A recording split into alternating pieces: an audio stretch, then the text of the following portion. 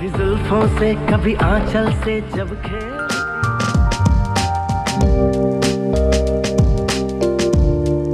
বলিউডের জনপ্রিয় তারকা দম্পতি ঐশ্বরিয়া রায় বচ্চন ও অভিষেক বচ্চন কৃত্রিম বুদ্ধিমত্তা ব্যবহার করে তৈরি ডিপফেক ভিডিওর বিরুদ্ধে কঠোর অবস্থান নিয়েছেন।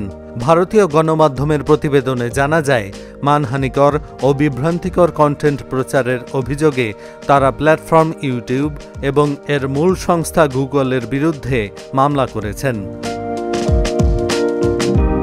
তারা গুগল এবং অন্যদের কাছ থেকে $4,50,000, যা বাংলাদেশি মুদ্রায় প্রায় 4 কোটি টাকা ক্ষতিপূরণ দাবি করেছেন।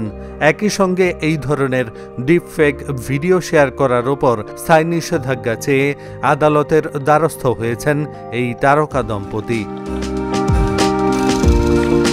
অভিষেক ও ঐশ্বরিয়ার অভিযোগের কেন্দ্রবিন্দুতে রয়েছে ইউটিউবে প্রচারিত শত শত লিঙ্ক এবং স্ক্রিনশট, যেখানে এআই এর মাধ্যমে তৈরি ভিডিওতে তাদের নিয়ে ভয়াবহ যৌন উস্কানিমূলক এবং কাল্পনিক বিষয়বস্তু দেখানো হয়েছে।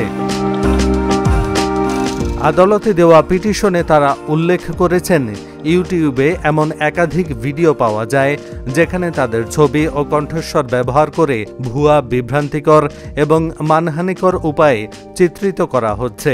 এর উদাহরণ হিসেবে আবেদনে অভিষেক বচ্চন হঠাৎ কোনো চলচ্চিত্র অভিনেত্রীকে চুম্বন করছেন, বা ঐশ্বরিয়া রায় বচ্চন এবং সালমান খান একসঙ্গে ডিনার করছেন, এমন মনগড়া ভিডিওর কথা উল্লেখ করা হয়েছে।